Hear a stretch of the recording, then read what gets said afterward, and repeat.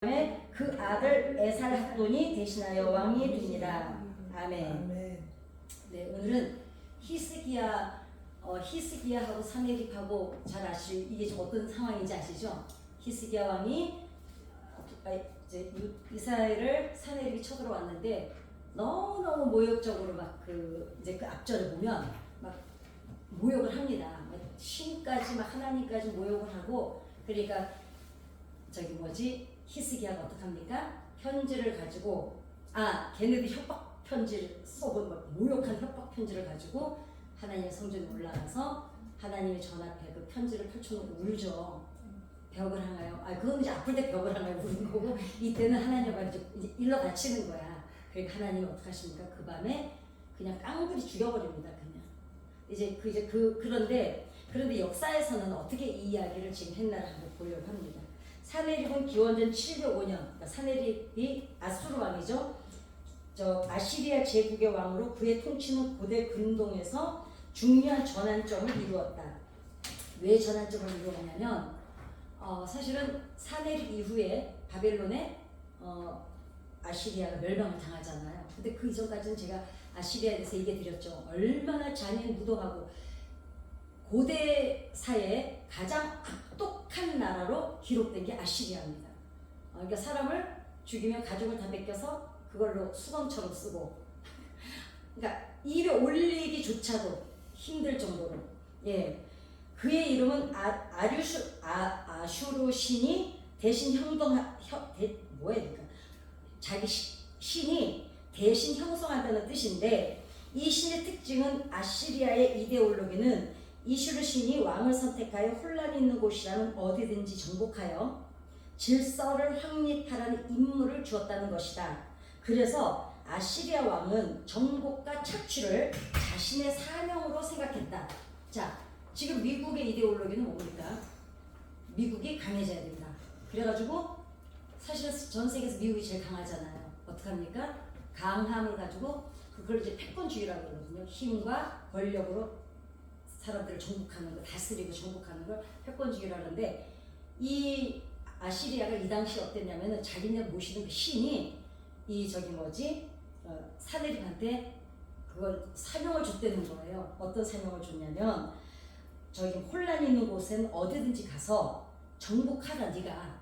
그 다음에 질서를 확립하라는 임무를 사내립에게 줬다는 거예요. 자기네 왕이. 그러니까 이 왕은 그 이데올로기, 그 사상을 가지고 있기 때문에 어떻습니까?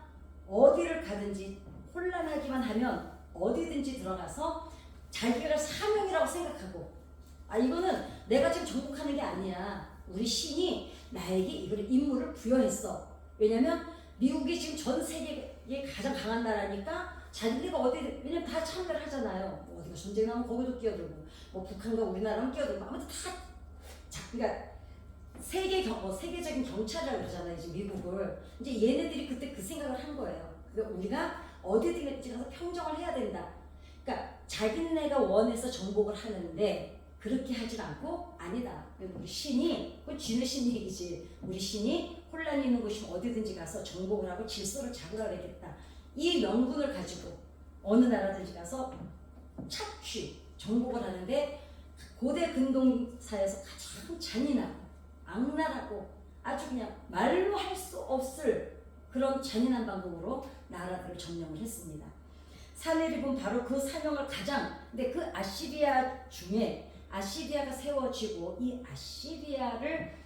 아시리아의 자기네 신이 이 아시리아에게 그렇게 명령을 했어요. 어디든지 가서 정복을 해서 평정을 찾게 해라. 니네가 질서를 잡아라. 이 명령을 했다고 해서 그거를 수행을 하는데 사내립이 가장 악랄하게 했다 이거죠. 그 중에 그 사내립이 지금 이스라엘을 쳐들어온 거죠. 그래서 사내립이 근데 바로 그 사명을 가장 충실하게 수행한 왕 중에 한 명이라고 기록에 남아 있습니다. 그는 강력한 군사적, 행정적 지도자 중 하나로 알려졌고, 그의 통치 시기에는 제국의 확장이 가장 활발하게 이루어졌대요. 그러니까 막 정복을 한 거예요. 그는 대규모 건축과 행정개혁을 통해서 제국의 번영을 이끌었지만 머리는 엄청나게 좋았던 왕입니다. 그런데 너무 폭력성이 너무 폭력적으로 정책을 행하고 폭력적 정책, 그 다음에 정치적 판단 실수로 제국 몰락의 불씨가 되기도 했다. 그러니까 너무 오만했던 거예요. 그러니까 뭐 정치적 판단 실수가 뭐겠어요? 지혜로워야 되는데 그 지혜를, 그러니까 리더자는 지혜가 있어, 덕이 있어야 됩니다. 덕이 있어야 되고 지혜가 있어야지. 리더자는 똑똑하지 않아도 돼요. 지혜가 있어야 돼요. 왜냐? 똑똑한 거는 똑똑한 사람 데려다 쓰면 돼요. 그 일에 가장 적합한 사람들 데려다가 적시적소에 놔서 시키면 되는데, 그거를 판단하고 직관력, 통찰력, 분석력은 어디에서 옵니까? 지식이 아닙니다. 지혜입니다. 그거는 지혜는 하나님의 영역이에요. 그래서 리더자는 우리는 막 똑똑한, 저 사람 똑똑해서 정치 잘할 거야. 아니요. 똑똑한 사람은 자기 똑똑한 거에 취해서 자기 사상이 너무 강합니다. 그러나 지혜로운 사람은 굽혀야 될 때 굽힐 줄 알고, 섞여야 될 때 섞일 줄 알고, 겸손해야 될 때 겸손할 줄 알고, 결단을 내려야 될 때 내릴 줄 알고.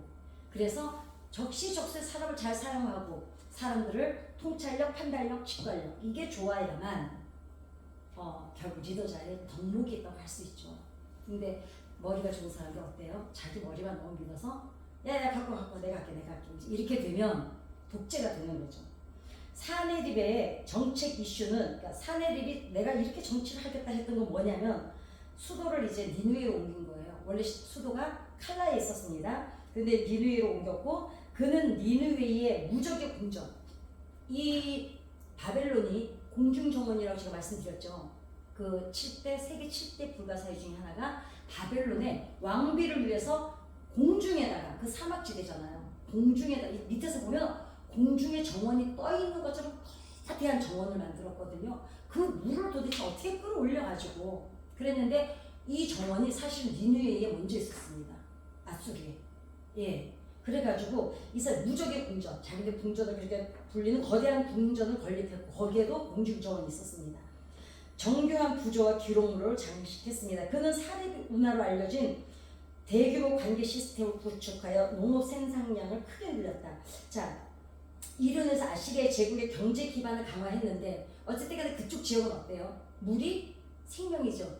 그러니까 많은 나라들이 이집트를 왜 그렇게 쳐들어갔어요? 아주 호시탐탐 곡창지대잖아요. 왜? 무엇 때문에? 나일강 때문에. 그러니까 이 지역은 물이 가장 생명이고 물이 가장 무기인데, 이 사람이 어떻게 했냐면 운하를 너무너무 아주 정교하게 팠어요. 이 사내립이. 그래가지고 경제 발전에도 대단한 공헌을 했습니다.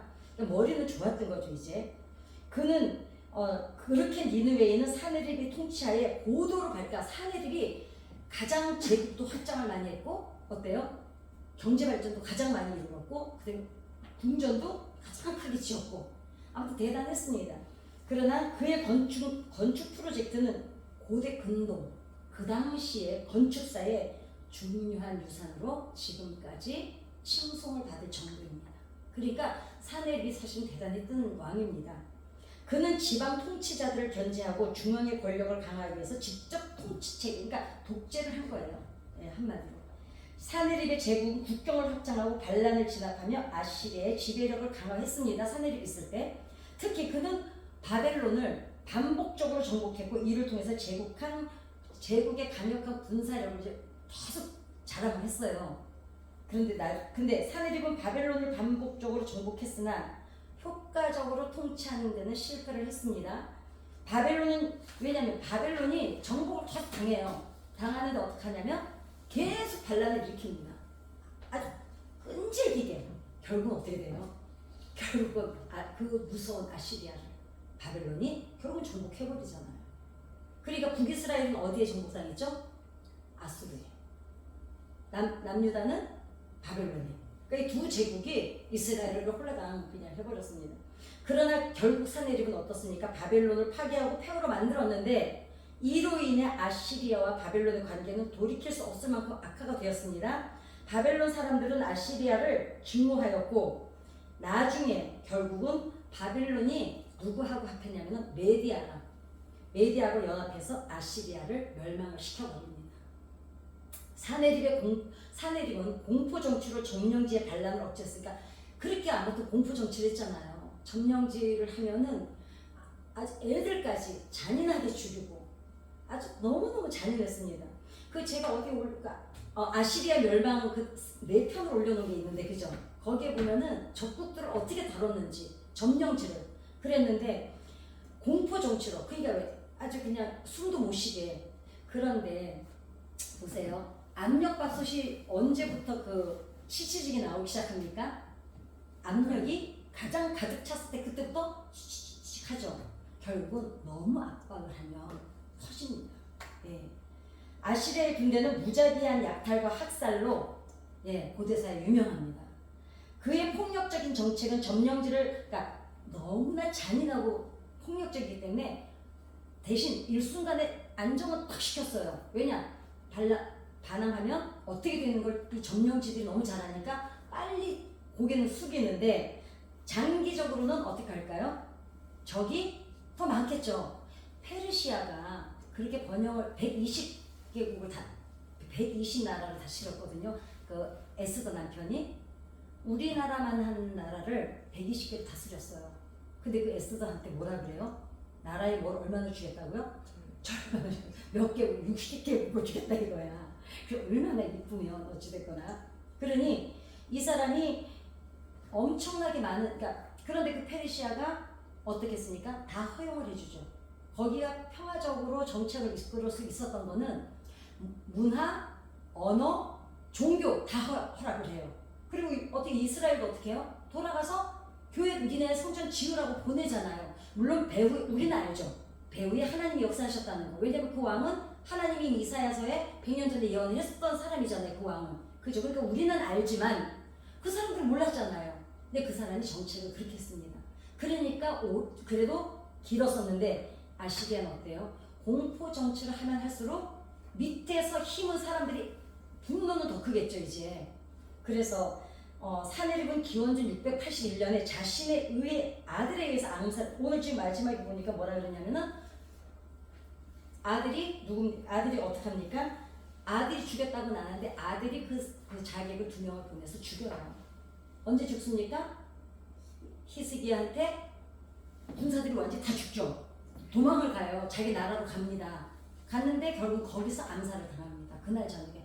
그러니까 하나님을 그렇게 모욕하고 그러니까 아이고 진짜 무시라는 아들이 에살하도는 그러니까 이 아들이 자기 아버지 여기서 성경에 보니까 그 누구에 의해서 죽었다 그랬지만 에살하도니 뭐라고 역사에 기록을 했냐면 자랑스럽게 자신이 아버지를 죽인 이야기를 기록으로 남겨서 지금 대영박물관에 그게 구조로 남아 있습니다. 예. 그의 권력 집중 정책이 내부적 분열과 갈등이 있었음을 보여주는 예고. 그러니까 너무 한 사람의 권력을 가지고 있으니까 어떡합니까? 암살을 당하죠. 결국 누구에 의해서? 자기 지인들에 의해서. 사내립은 아시리아 제국의 전성기를 이끈 군주였지만 가장 번성하게 했던 군주였지만 그의 정책은 동시에 제국의 몰락을 가속시키는 계기가 되고 말았습니다. 왜냐? 너무 강하면 어떻다 그래요? 너무 강하면 부러진다. 맞습니다. 부드러운 것이 강한 것을 이긴다라는 책 제목이 있어요. 부드러운 게 강한 걸 이기는 게 맞아요. 싸움도 할 때 보면요. 소리 벅벅 지르는 사람이 이기질 않아요. 저거 그렇게 듣고 있다가 그냥 하나하나 따지는 사람이 제일 힘이 센 사람입니다. 지금의 미국을 제가 이 설교를 이걸 강의를 준비하면서 지금 미국이 물론 지금 이제 조금 유연성을 띠기는 하지만 그렇죠. 그 사람 트럼프 자체가 유연한 사람이 아니거든요. 정말 최고의 장사꾼이에요. 예. 그리고 오늘도 보니까 어디 중동인가 어디 갔는데 그 사람 누구지? 그 테슬라 꼭 데리고 다녀 그죠? 그 테슬라 그 사람은요. 제가 볼 때는 경계성 장애를 가진 사람이라고 저는 봐요. 왜냐하면 아이가 14명이나 15명이거든요. 왜 그렇게 많은지 제가 얘기 드렸죠. 잊어버리셨구나. 자기 유전 인자가 너무 좋아. 자기가 너무 똑똑해. 너무 괜찮아. 그래서 대리모를 데려서 계속 애를 낳았어요. 정신병자 아닙니까? 저는 경계성 장애가 있다고 봅니다. 그 사람은. 그러니까 근데 봐봐요. 우리가 어떤 사람을 한 사람을 볼 때 그 사람이 자주 어울리고 그 사람하고 코드가 맞고 그 사람하고 잘 친한 사람을 보죠. 그럼 어떻습니까? 왜냐면 끼리끼리예요. 왜냐? 코드가 안 맞으면 친할 수가 없어요. 아니 만날 때 호랑이하고 토끼랑 결혼했습니다. 토끼는 맨날마다 호랑이에게 토끼 신부가 맨날 푸르게 신선한 야채를 아침마다 건강해졌다는 밥상을 차려줘요. 호랑이가 점점 시들시들 죽어가는 거예요. 왜냐? 고기를 먹어야 되는데. 그래서 이 호랑이는 또 토끼를 너무 사랑해요. 그래가지고 막 나가서 사냥을 해서 얘 시뻘건 피가 철철 흐르는 고기를 막 갖다 줘요. 토끼가 어머 저 이런 거 안 먹어요 호랑이님 이러자 둘이서 코드가 안 맞으면 아무리 사랑해도 못 살아요. 그죠? 그러니까 이제 저는 테슬라를 저렇게 끼고 돌고 다니는 거 보면 지네끼리 장사꾼끼리는 이제 끼리끼리 맞는 거예요. 그러니까 사느립이 그의 건축과 행정적 업적은 찬사를 받지만 바벨론에 대한 억압과 그의 잔혹한 통치 방식은 지속적인 반발을 불러일으켰다. 그의 죽음 이후 아시리아 제국은 점점 쇠퇴하고 결국 기원전 612년에 멸망하고 맙니다. 누구한테? 바벨론에. 예. 유다 그러면 유다와 아시리아 전쟁을 지금 내가 지금 왜 이 얘기를 말씀드렸냐면 얘네들이 왜 유다를 쳐들어왔느냐. 유다와 아시리아 전쟁을 이해하기 위해서 역사적 배경을 좀 살펴봤고요. 아시리아는 제국을 확장하면서 어디를 탐을 했을까요? 여기도 이집트. 이집트를 근데 많은 나라들이 이집트가 여기인데 여기가 예루살렘이에요. 여기서 아시리가 오든 바벨론이 어디서 오든 꼭 여기를 지나가야 돼. 그러니까 꼭 밟히는 거예요. 지나가는 길목이라. 예, 그러니까 이 나라는 하나님을 의지하지 않고 살 수가 없는 나라예요. 그렇습니다. 그러니까 이집트를 사람들이 계속 많은 나라들이 왜냐? 아무리 정책이 좋아도 백성이 배고프면 절대로 정책을 안 따릅니다. 그러니까 리더자들이 이러나 저러나 왜 박정희 대통령을 그래도 사람들이 우리 70대 이상은 사실은 학생들 예를 들면 김문수 씨나 그 다음에 조국 문재인 요 세대는요 박정희 대통령이 이를 갈아요. 왜냐면 저희들 최루탄 엄청 그리고 허구한 학교 못 갔고요. 그랬거든요. 우리는 우리 기억에는 다 독재예요. 그러다 우리가 전체를 또 보면 어때요? 그래도 그때 당시에 그렇게 하지 않으면 잘못도 많아요. 모든 정책이 잘한 일만 없잖아요. 그러나 왜 칭송을 받는 게 남아있냐면 먹고 살게 해줬잖아요. 먹고 살게. 그것 때문이에요. 예, 그런데 여기도 그래요.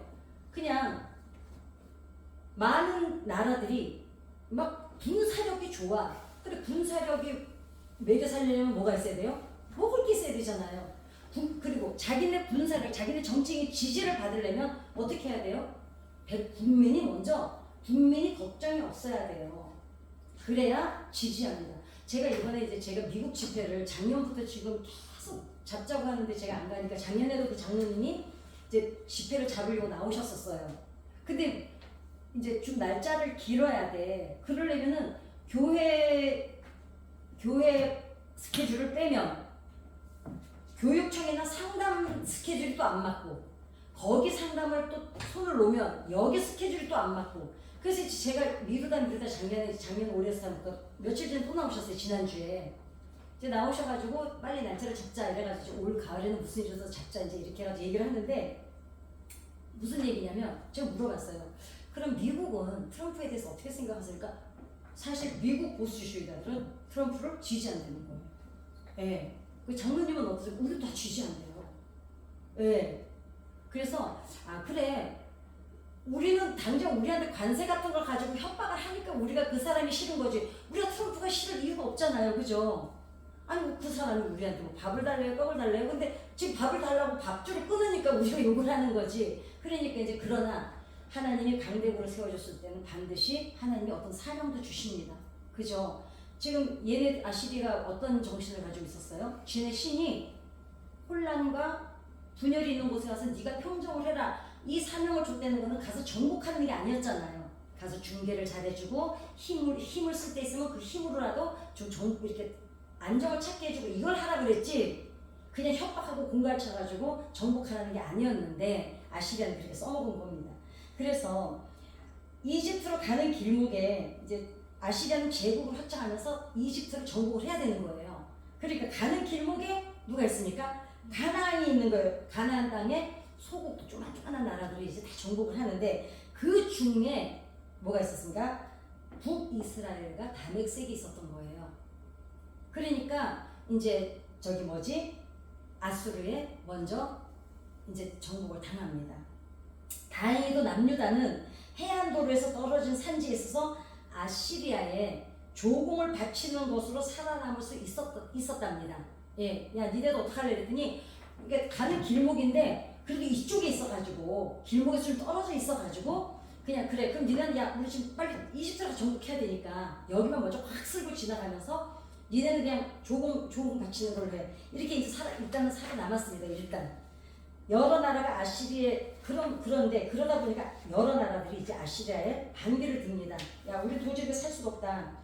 기원전 8세기 말에 아시리아가 어려움에 처하자 이집트를 중심으로 이집트가 가만히 안 있어요. 도저히 야 나 혼자 쳐들어가려면 안 되지만 우리가 동맹하자. 지금 저기 뭐지? 중국이 오늘 뉴스에 보니까 이제 미국에 하던 거를 뭐 거기서 뭐 3개월 유예해준다 그래도 어때요? 뭐 이제 그 기대를 안 하는 거예요. 어떻게 해요? 다른 나라로 이제 쪼만쪼만한 나라로 아무리 강대국이라 해도 자기 혼자는 살 수가 없잖아요. 그 작은 나라들이 지금 작은 나라에 다 눈길을 돌리기 시작하는 겁니다. 여러 나라가 아시리아에 이제 반기를 듭니다. 이때 히스기야는 아시리아에 조공을 바치는 것을 멈추고 그러니까 히스기야가 이때 어떻게 하냐면 하나님이 이때도 뭐라 그랬어요? 이집트 의지하지 말라 그랬어요. 근데 히스기야도 아시리아에 조공 바치는 걸 안 해요. 야, 막 지나가면서 야, 니는 조공만 바치는데 히스기야가 딱 멈춥니다. 그리고 이집트 편을 드는 거예요. 거기다가 아시리아가 이제 유다를 침공하게 된 거예요. 그래서 이제 이 사내립이 들어온 거예요. 그냥 여기 온 게 아니라 이제 히스기야가 말을 안 들으니까 조공 안 바치니까 열왕기하는 그때를 기록한 겁니다. 이제 오늘 읽었던 본문이 히스기야는 아시리아의 공격을 대비해서 미슈네로 알려진 새로운 정착지까지 벽을 이제 이번에 아시리아 쳐들어올지도 몰라가지고 아주 벽을 쌓습니다. 그리고 고고학 발굴 작업 중에 이 벽의 일부가 발견이 되었어요. 그래서 그래서 조사를 해봤더니 기원전 8세기 말에 이 기원전 8세기면 어떻습니까? 이집트랑 여러 나라들이 이제 아시리아에 반기를 들 때 히스기야도 벽을 쌓습니다. 그리고 예루살렘 지하에 이 수로 공사는 히스기야의 업적입니다. 히스기야가 사실은 정치를 되게 잘했어요. 백성들이 잘 살겠습니다. 왜냐하면 이 물 없는 지역이 어떻게 했냐면 518m면은요 어디에서 어디까지 길죠. 저는 그 숫자를 잘 몰라가지고 지하수가 발견이 됩니다. 근데 이게 열왕기하 20장 20절에 나옵니다. 이사야 선지자는 하나님께서 아시리아의 공격을 허용한 이유를 이렇게 설명하거든요. 이사야가 어떻게 기록했냐면 아수르가 유다를 예루살렘을 치러 올 때 하나님이 허락했다는 거예요. 그냥 온 게 아니고. 왜요? 이집트 의지하지 말라 그랬잖아요. 하나님만 의지해라. 그런데 안 되니까 어떻게 해요? 아수르한테 허락을 하십니다. 아수르 사람은 그러니까 이사야 10장에 아수르 사람은 화 있을진저 그는 내 진노의 막대기요 그 손에 몽둥이는 내 분노라. 내가 그를 보내어 경건하지 아니한 나라를 치게 하며 내가 그에게 명령하여 나를 노하게 한 백성을 쳐서 탈취하며 노력하게 하며 또 그들을 길거리의 진흙같이 짓밟게 하려니와. 이사야가 볼 때 아시리아는 야훼의 손에 들려진 뭐라고요? 징벌 도구였습니다. 다윗이 죽을 때 하나님 뭐라고 약속하세요? 네 후손이 잘못할 때 뭘로 징계하신다고요? 사람 막대기와 인생 채찍으로 징계하려니와.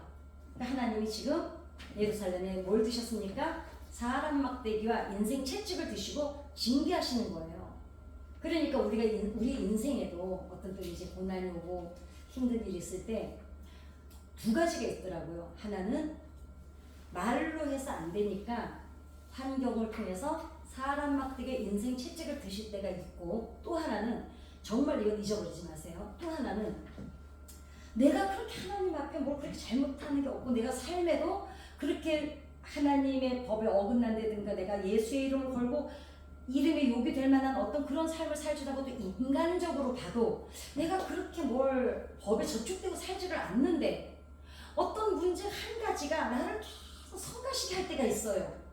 그럴 때 혹시 있지 않으셨어요? 그 계속 나를 걸려 넘어지게 하고 나를 성가시게 하고 나를 막 마음을 아프게 하고 이러는 것들이 뭔가 아무튼 뭔가 이게 손끝에 왜 끄슬이 난 것처럼 뭔가 계속 거슬리는 문제가 있을 때가 있습니다. 그럴 때 절대로 오해하지 말아야 될 게 있어요. 내가 뭘 잘못했나? 그게 아닙니다. 제가 언젠가 이 얘기를 해드렸는데 어떤 권사님이 저한테 저랑 밥을 먹으면서 그래요. 보세요. 나는 저도 이제 그 집을 중고를 10년을 같이 했어요. 했는데 그 권사님이 그래요. 내가 무슨 죄를 이렇게 많이 지어서 그렇게 회개를 정말 자기가 회개를 이런 것도 회개해야 되나 할 정도로 다 했다는 거예요. 그런데도 10년째 하나님이 이 문제를 하나님이 돌아봐주지 않으신다는 거예요.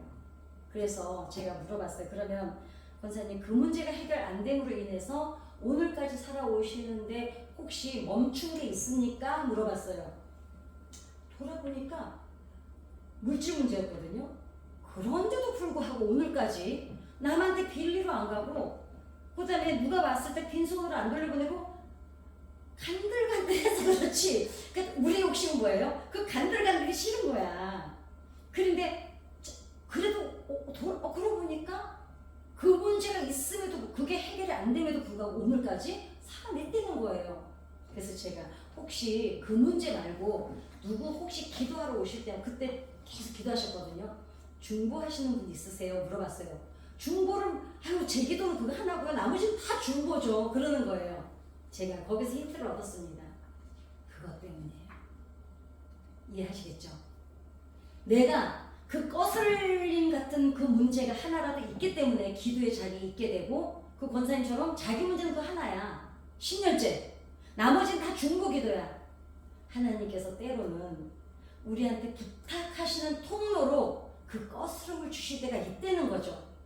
왜냐? 그거라도 있어야 내가 기도의 자리에 있을 것이고 그거 한 가지 기도해두고 나머지는 9가지는 중보하는데 이 중보해야 되는 사람들을 하나님이 아무리 둘러봐도 이분만큼 자기가 그 온 힘을 다해서 기도해 줄 사람이 어미처럼 기도해 줄 분이 권사님밖에 없는 거예요. 이해하시겠습니까? 그러니까 혹시 지금 여러분 삶에 아무리 생각해도 내가 문제가 많았지 않는데 왜 이 문제가 아직도 나를 계속 내 옆에서 거스름처럼 이렇게 나를 괴롭힐까 하면은 하나님이 어쩌면 나를 이것 징계하시는 목적이 아니라 어쩌면 이게 부탁하시는 통로구나. 그러면 어떨까요? 그 문제를 어떻게 관점이 어떻게 될까요? 그 문제를 보는 관점이 눈물이 아니라 왜 안 해주시지가 아니죠. 뭘로 바뀔까요? 하나님 알겠습니다. 감사합니다. 그리고 때가 되면 그리고 하나님이 어떻게 해요? 이 한 가지 문제가 내가 원하는 모양으로 쾅 대박이 터져서 해결은 안 됐지만 계속 하나님이 삶을 잡아주고 계신 거예요. 그렇기 때문에 2가지가 있더라고요.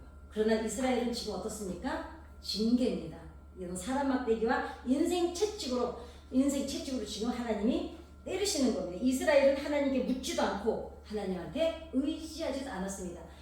이때부터 계속 지금 모든 성경이 예레미야, 이사야, 아모스, 학개 다 뭐예요? 이 얘기예요. 하나님 의지해라. 제발 그러지 마. 정말 성경을 읽다 보면은 어떤 때는 어떤 느낌이 드냐면 하나님이 비명을 지르신다는 느낌이 들어요. 얘들아 제발 하지 마. 막 이런 느낌으로 들어요. 이게 지금 이것 때문에 지금 이 구약 성경이 전체를 차지하고 있어요. 구약 성경 전체가 뭡니까? 그거예요. 이스라엘이 말 안 들어가지고 제발. 그리고 그 주제가 누구였어요? 제발 이집트 좀 의지하지 마라. 그게 이집트에 400년 있었잖아요. 그거 못 끊어내는 거예요. 히스기야는 자신의 잘못을 깨닫고 어떻습니까? 늦었지만 성전에 나가서 하나님께 무릎을 꿇습니다. 그러자 하나님은 어떡합니까? 사내립의 군대를 치시죠. 그것도 아주 그냥 깔끔하게. 그러니까 하나님 앞에 진지게 의지했으면 여기까지도 안 왔을 텐데. 그러니까 이거야. 그냥 말 들을래? 맞고 말 들을래?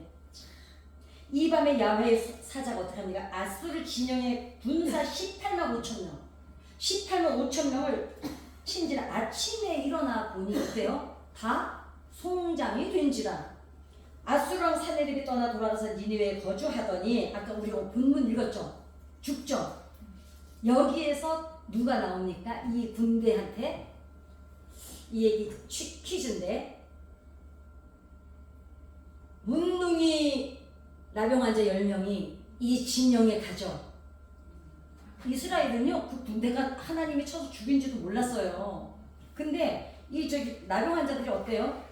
이리 가서 죽나 저리 가서 죽나. 야 저기는 근데 저쪽은 부자들이니까. 왜냐면 지금 여기는 어때요? 얘네들이 포위를 해가지고 여기 양식이 없어요. 그러니까 굶어 죽느니 야 저기 가서 얻어먹고 그냥 어차피 우리는 일어나셔서 죽으니까 가보자고 갔는데 어때요? 다 그냥 송장이 돼. 문둥 그 나병 환자들 때문에 얘네가 죽은 거를 이 성이 알았어요. 참 딱하지 않습니까? 예? 그래서 어때요? 그런데 그때 그 우르르 그 먹을 것 근데 이 백성들이 그 죽은 거 구경하러 갔어요. 거기에 있는 거 먹으러 가지러 갔어요. 그거 나가는데 그것도 그 말도 안 된다고 또 저 장군 하나는 깔려 죽죠. 그 얘기야 그 얘기지. 그 얘기에 다 나오는 얘기야. 유대 역사가 요세푸스의 기록에는 아시리의 군대가 이 18만 5천 명이 죽은 거에 대해서는 역사 기록자들마다 조금씩 달라요. 어떤 사람은 요세푸스는 잘 아시죠? 유대 역사가 이 사람은 전염병으로 다 죽었다 그래요. 어찌됐든 또 어떤 거는 쥐가 뭐 어떻게 다 긁어먹어서 죽었다 그러고 여러 가지 설이 있는데 중요한 거는 다 죽었다는 게 중요합니다. 그 밤에. 아니 어떻게 그 밤에 코로나도 아닌데 코로나도 하늘은 가잖아요. 그렇죠? 죽어버렸습니다. 어찌됐거나 역사의 기록에 아시리아 군대가 하룻밤 사이에 몰살을 당한 것이 기록으로 남아 있습니다. 예, 성경이 기록하고 일치합니다. 단지 세상 기록에 아시리아 역사 기록에는 하나님이 치셨다는 얘기가 없을 뿐이고 우리는 하나님 왜냐 그 사람들은 모르니까 지네가 왜 죽은지도 몰라요. 우리는 어떻게 알아요? 하나님이 예언하셨고 말씀하셨으니까 우리는 아는 거죠. 다만 하나님께서 치셨다는 기록을 하지 않았을 뿐이다. 그러나 아시리아의 사내립 프리즘은 전혀 다르게 기록하고 얘네들은 세상 말로 하면 쪽팔리잖아요. 그러니까 어떻게 해요? 그 프리즘이라고 있거든요. 육각형으로 해서 그 왜 그 대형 박물관에 이제 다 이렇게 기록을 막 사람이 써가지고 그 기록에 보면 자기네 쐐기 문자를 이제 했는데 사내립이 8차례 원정 갖고 유다 침공도 이랬어. 뭐라고 해? 첫 번째 거 누르면 돼요. 뭐라 했냐면 사내립에 이래서 나는 히스기야를 그의 수도 예루살렘 성에 세장처럼 가다가 세장처럼 같이 있었죠. 먹을 것도 없이. 그랬는데 그러나 예루살렘 함락은 못했잖아요. 함락은 언급하지 않았고 막대한 유다는 우리에게 공물만 바쳤다. 이 기록까지만 있어요. 거기 가서 자기네 군대가 죽었다는 거는 기록이 안 돼 있습니다. 사내립 프리즘은 정복 전쟁의 정당성과 자신의 위대함을 과장해서 그러니까 역사는 항상 누구의 편에서 기록을 합니까? 승자의 편에 서서 기록을 합니다. 예, 우리가 보는 관점이 다 다르잖아요. 일제치하를 보는 우리나라 관점은 어때요? 우리는 피해자였죠. 일본은 가해자였고요. 그러나 일본은 간단하죠. 그냥 정복하는 여러 나라 중에 대한민국이 하나 있었을 뿐이에요. 그러니까 걔네는 여전히 우리가 막 뭐라 그래도 왜 그러지 이러는 게 그 사람들 입장에서 보면 이해가 가는 거예요. 그렇잖아요. 그죠? 우리는 다른 나라를 정복을 안 해봐서 그 맛을 몰라서 그래요. 근데 일본은 어디까지 갔어요? 진주만 하와이 그 섬나라가요. 중국이고 뭐 다 정복하고 갔잖아요. 그러니 우리나라는 쪼만해요. 왜냐면 우리나라가 필요했잖아요. 왜냐면 여기를 거쳐야만 다 진출을 할 수가 있으니까. 그러니까 이스라엘이 어때요? 다른 나라들이 진출을 하려면 이스라엘을 다 거쳐가야 돼요. 그래서 어떤 목사님들이 이스라엘하고 우리하고 닮았다는데 이제 뭐 그렇지는 않지만 또 틀린 말도 아니고 우리를 거쳐가야 돼. 아무튼 예, 그렇습니다. 아시리아는 반란을 일으킨 국가의 왕들을 죽여서, 아시리아가 어느 정도로 잔인했냐면 왕들을 죽여요. 정복한 나라들. 그리고 벽에다가 이렇게 널어놔요. 펼쳐가지고 가지고 다 비껴가지고 그랬는데, 그런데 사네립이 히스기야를 그러니까 함락했다고 했으면서도 히스기야를 왕의 자리에서 끌어내리지도 않고 살려주었다는 거는 말도 안 되죠. 왜냐면 얘네들이 정복 방법이 왕을 죽여서 자기네 손뼉에다 매다는 건데 히스기야는 못했잖아요. 그러니까 이제 그냥 함락했다 이걸로 이제 그거는 이제 끝났습니다. 고대 전쟁은 어떻습니까? 정복 전쟁이고 군사들은 약탈을 목적으로 하기 때문에 포위하고 공격하다 그만두는 일은 특정한 일에는 없다는 거예요. 그러니까 근데 어때요? 여기는 포위만 하고 있다가 몰살을 당하고 왕은 돌아가서 죽었죠. 그것도 누구 손에? 자기 아들 손에 죽습니다. 결국 에살하도 아들이 왕이 되고 그 다음에 바벨론에 이제 멸망을 당합니다. 반면에 성경은 역사의 정확한 기록보다 신학적 해석에 초점을 맞추고 있죠. 사람들이 야 니네 성경 니네 책 아니는데, 이 책은 우리 책이 아니에요. 창조부터 역사를 기록한 책이고요. 하나님의 예언하신 역사가 이루어진 거가 기록된 책이거든요. 그러니까 우리 책이 아닙니다. 성경은 한마디로 얘기하면 히스토리, 그에 대한 하나님에 대한 이야기 책이에요. 그러니까 이게 뭐 니네, 그리고 성경은 어때요? 불교 경전은요, 정말 불교 경전은 사람의 도리로 사는 법은 너무너무 잘 서술을 해놓은 책입니다. 저는 여러 종교들에게 책을 읽어봤지만 거기서 불교에서 가르친 대로만 살 수 있다면 이 세상에는 악이 있을까요? 없을까요? 한 개도. 왜냐면 벌레도 한 마리 안 죽이는데, 그죠? 그러나 인간은 지킬 수 없는 그런 이제 어떻게 그게 분례가 되겠죠. 거기까지 얘기는 못하겠고. 그렇다면 따라서 사내립의 포위 공격을 이겨내면 어떻습니까? 하나님의 주권과 구원에 있음을 우리는 믿습니다.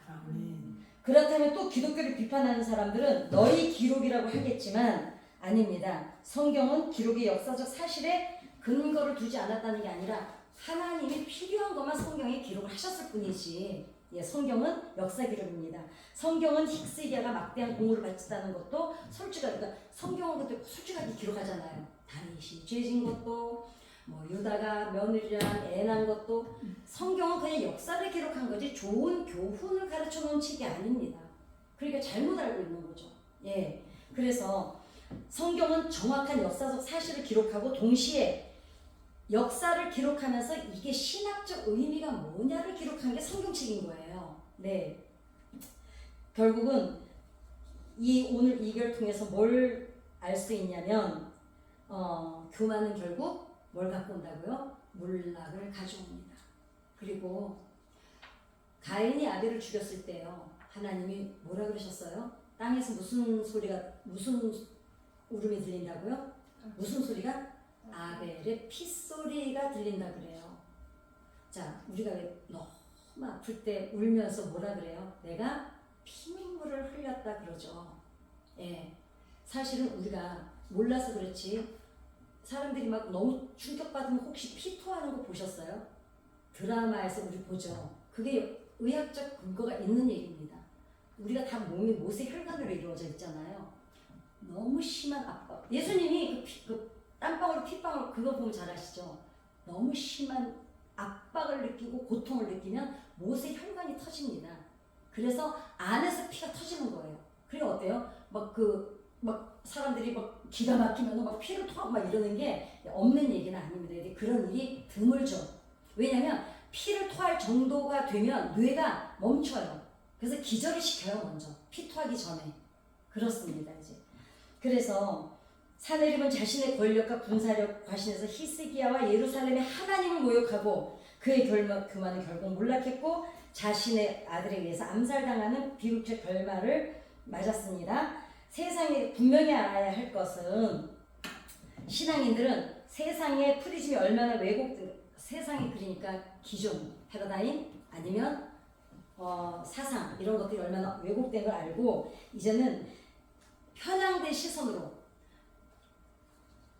저는 하와이를 어저께 그 벌거벗은 세계사 TV에는 사더라고요. 우리 예수 믿는 사람들 관점에서 보면 이래요. 하와이를 미국이 얼마나 나쁘게 했는지 몰라요. 너무너무 나쁘게 했어요. 그랬는데 그리고는 기독교를 심어 놓는데 그 기독교를 심는 과정도요 너무 못돼 먹었어요. 절대로 하나님 방법이 아니었어요. 그럼에도 우리 예수 믿는 사람들도 어떻게 말해요? 그래도 뭐 복음을 전하다 보니 그럴 수도 있지. 우리는 그래요. 그 편향된 시선으로 보지 말라는 거예요. 예수의 이름을 가지고 나쁜 짓을 하는 거를 용납하지 말라는 거죠. 그러니까 십자군 전쟁도 어때요? 미국이 미국을 만들기 위해서 이 본토인들을 얼마나 학대하고 죽이고 그 사람들을 쫓아내고 살 수 없게 만들고, 그게 그러면 우리 예수 믿는 사람들 입장에서는 그래도 거기에 지금 기독교 국가가 됐잖아. 우리는 그럴 수 있어요. 그러나 당한 사람들 입장에서 어떨까요? 하나님이 좋을까요? 싫을까요? 그렇습니다. 그렇기 때문에 예수 믿는 사람들이 편향된 시선을 가지고 다른 것들을 보지 말라는 겁니다. 예. 분명히 알아야 할 것은 신앙인들은 세상의 프리즘이 얼마나 왜곡될 수 있는지를 깨닫고 어느 쪽이든 편향된 시선으로 볼 것이 아니라 신앙의 눈으로 역사를 바라보는 훈련이 필요하다는 것이 오늘의 교훈입니다. 하나님은 역사의 주인이심을 잊어서는 안 되고 하나님의 말씀을 기준으로 역사를 해석하고 삶의 방향을 잡아야 될 줄 믿습니다. 결론적으로 히스기야와 사네립의 기록은 고대 사건을 넘어 현대 그리스도인들에게 신앙과 삶의 방향을 제시해 주는데 그게 뭘까요? 오늘의 교훈은 하나입니다. 세상 의지하지 말고 하나님만 의지해라. 예. 거기서부터 단추가 끼워져야 나머지가 풀리는데 자꾸만 딴짓거리를 하고 이집트에 가서 의지하고 여기서 찝쩍거리고 저기 가서 찝쩍거리고 그러니까 결국 나중에 어떻습니까? 망신당합니다. 예, 그래서 오늘의 교훈을 새기고 우리 주기도문하고 기도하시겠습니다. 하늘에 계신 우리 아버지여, 이름이 거룩히